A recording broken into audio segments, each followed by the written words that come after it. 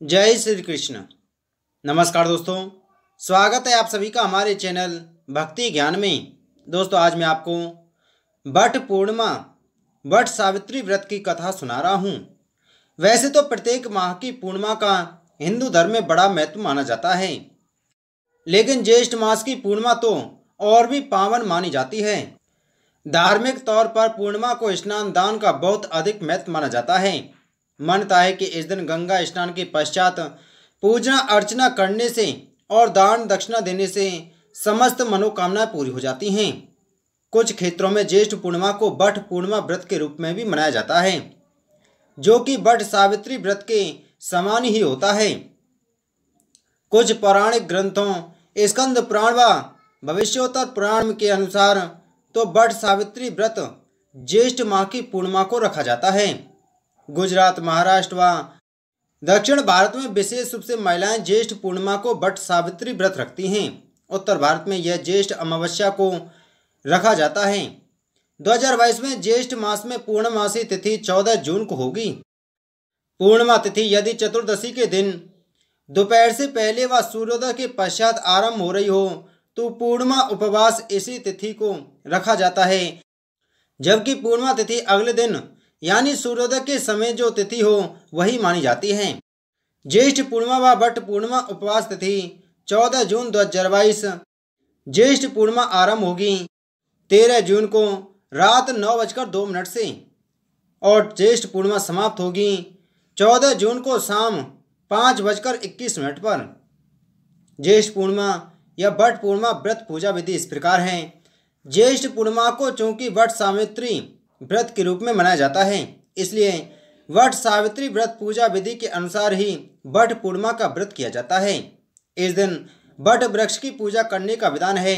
What वृक्ष के नीचे ही सुहागिन स्त्रियां सत्यवान सावित्री की कथा भी सुनती हैं।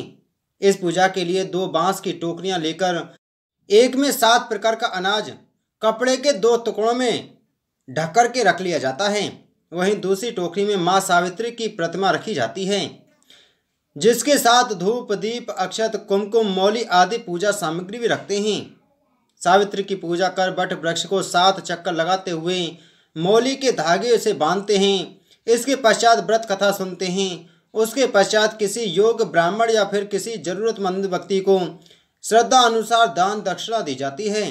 प्रसाद के रूप में चने व गुड़ का प्रसाद वितरण किया जाता है। एक समय की बात है कि राजा अश्वपति के घर देवी सावित्री के अंश से एक पुत्री का जन्म हुआ, जिसका नाम महाराज ने सावित्री रखा। पुत्री युवा अवस्था को प्राप्त हुई देखकर राजा ने मंत्रियों से सलाह ली। इसके बाद राजा ने सावित्री से कहा, तुम्हें योग्य वर देने का समय आ गया है। मैं विचार कर तुम्हारी आत्मा के अनुरूप वर खोज नहीं पा रहा हूँ, इसलिए हे पुत्री, मैं तुमको अपना वर चुनने की अनुमति देता हूँ।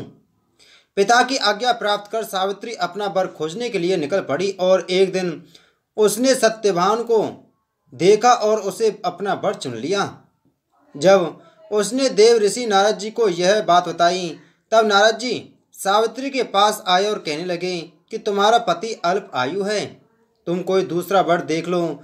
लेकिन सावित्री ने कहा कि मैं एक हिंदू नारी हूँ, पति को एक ही बार चुनती हूँ।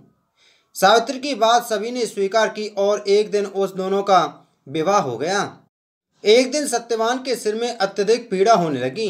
सावित्री ने वट वृक्ष के नीचे अपनी गोद में पति के सिर को रखकर उसे लिटा दिया।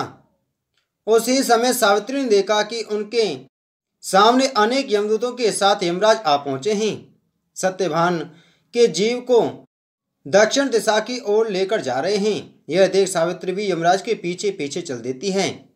उन्हें आता देख यमराज ने कहा कि हे पतिव्रता नारी, पृथ्वी तक ही पत्नी अपने पति का साथ देती है, अब तुम वापस लौट जाओ।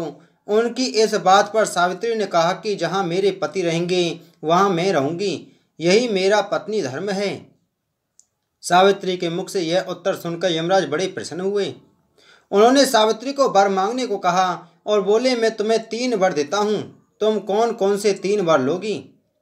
तब सावित्री ने सास ससुर के लिए नेत्र ज्योति मांगी, ससुर का खोया हुआ राज्य वापस मांगा और अपने पति सत्यवान के पुत्रों की मां बनने का वर मांगा। सावित्री की ये तीनों वरदान सुनने के बाद यमराज ने उसे आशीर्वाद दिया और कहा कि तथास्तु ऐसा ही होगा। सावित्री ने अपनी बुद्धिमत्ता से यमराज को उलझा दिया। पति के बिना पुत्रवती होना जितना असंभव था, उतना ही यमराज के अपने वचन से मुख फेरना। अंत में उन्हें सत्यवान के प्राण वापस करने ही पड़े। सावित्री पुनः उसी बट वृक्ष के पास लौट आई जहां सत्यवान मृत पड़ा था।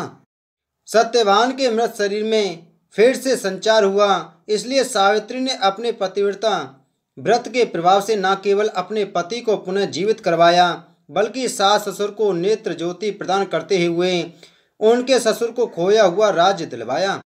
दोस्तों, अगर आपको यह कथा अच्छी लगी हो तो हमें कमेंट करके ज़रूर बताएं।